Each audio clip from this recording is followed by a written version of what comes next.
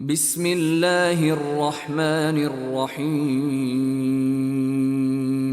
ثم إنكم أيها الضالون المكذبون لآكلون من شجر من زقوم فمالئون منها البطون فشاربون عليه من الحميم فشاربون شرب الهيم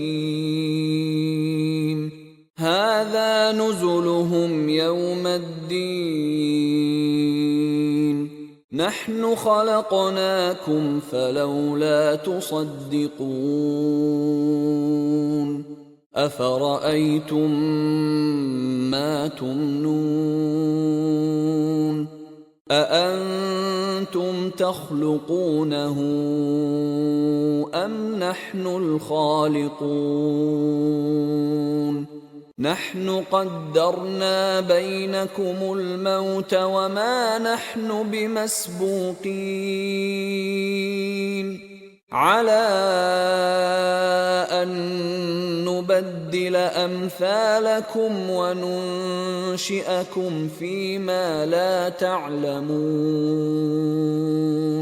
ولقد علمتم النشأة الأولى فلولا تذكرون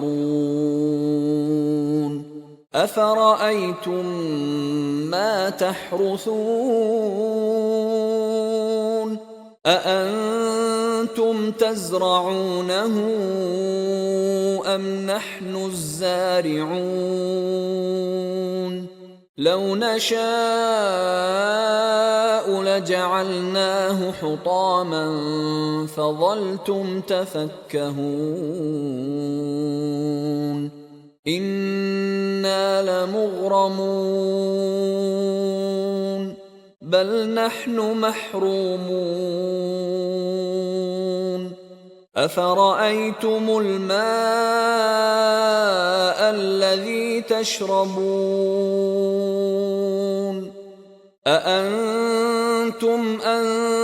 أنزلتموه من المزن أم نحن المنزلون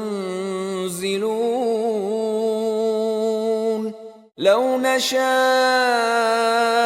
جعلناه أجاجا فلولا تشكرون أفرأيتم النار التي تورون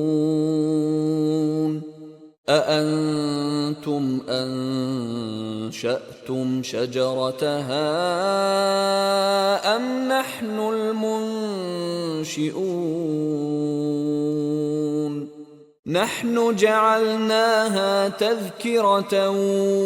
ومتاعا للمقوين فسبح باسم ربك العظيم فلا أقسم بمواقع النجوم